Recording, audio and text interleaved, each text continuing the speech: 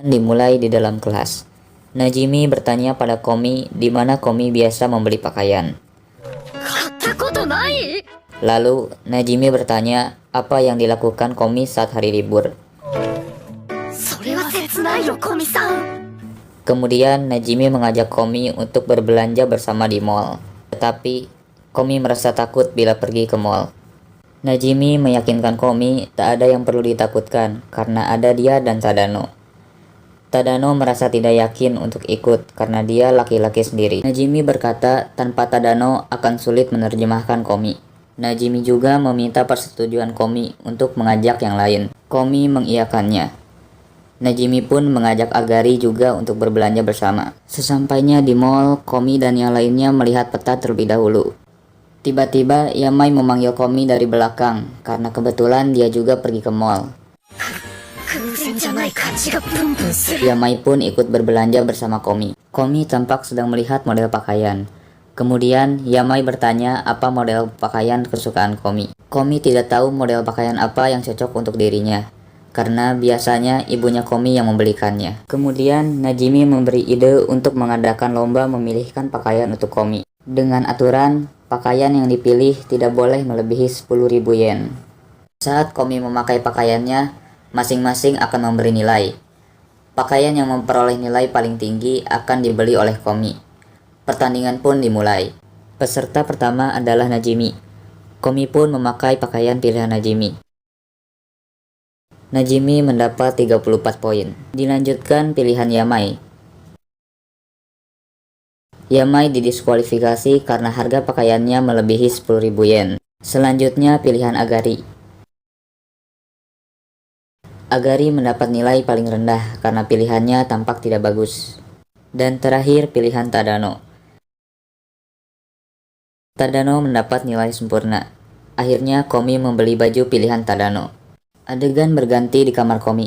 Komi terlihat sedang memperhatikan pakaian barunya. Kemudian Komi memegang rambutnya dan memutuskan untuk merapikan rambutnya.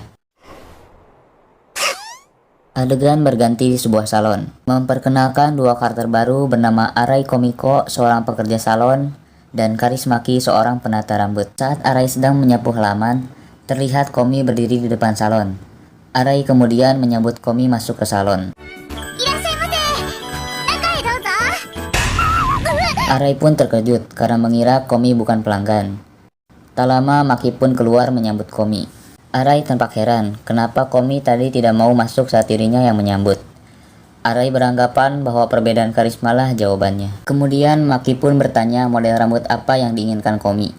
Seperti biasa, Komi hanya terdiam. Oke, kinpatsu shouto ne. Arai terus memperhatikan Komi dan Karis. Rambut Komi yang lembut dan berkilau dirapihkan oleh penata rambut yang berkarisma. Pemandangan tersebut terlihat seperti sebuah lukisan. Melihat Arai, Karis menyuruhnya kembali bekerja. Arai menawarkan majalah untuk dibaca Komi, tetapi Komi terlihat sedang tertidur. Setelah dirapihkan oleh Karis, kini giliran Arai untuk membersihkan rambut Komi. Arai bertanya pada Komi sudah berapa lama dia menjadi pelanggan di salon ini. Komi kemudian menunjukkan sebuah angka di majalah yang menandakan dia sudah jadi pelanggan sejak 12 tahun. Sambil membersihkan rambut Komi, Arai terus bertanya-tanya kenapa Komi tidak pernah berbicara dengannya. Potong rambut pun selesai. Komi menghampiri kasir untuk membayar dan menunjukkan sebuah majalah bertuliskan terima kasih lalu pergi. Karis pun berkata pada Arai, ada sebagian orang yang tidak pandai berbicara di salon. Keesokan harinya di sekolah, teman-teman Komi menyapa seperti biasa pada Komi. Tetapi hanya Tadano yang sadar Komi telah memotong rambutnya. Komi pun tersipu malu. Adegan berganti di kelas. Najimi bergumam bahwa dia ingin mati saja. Kemudian Tadano bertanya mengapa. Najimi pun menjawab bahwa minggu depan ada tes dan dia membenci tes. Najimi pun menyarankan untuk membuat kelompok belajar. Kemudian mereka pun pergi ke perpustakaan. Saat mereka asik berbincang, tiba-tiba ada yang memukul Najimi dari belakang.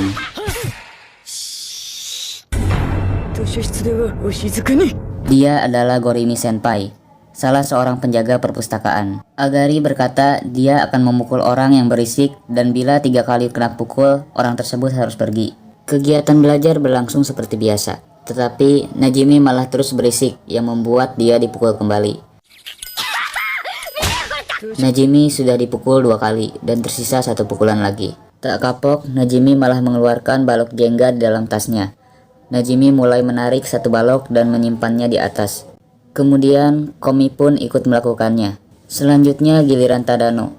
Di saat Tadano mencoba mengambil 1 balok, Najimi mengganggu konsentrasi Tadano dan membuat seluruh balok jatuh.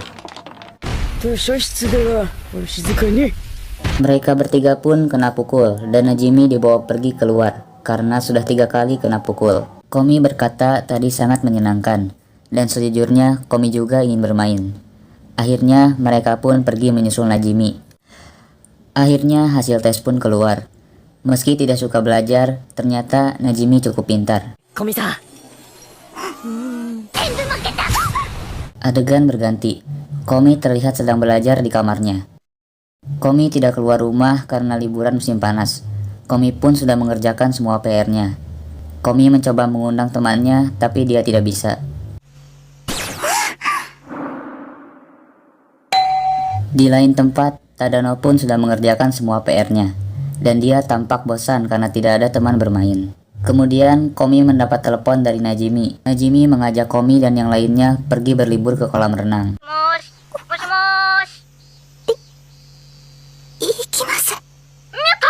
Mereka pun janjian bertemu di depan stasiun besok. Komi dan yang lainnya pun bersiap untuk berlibur besok.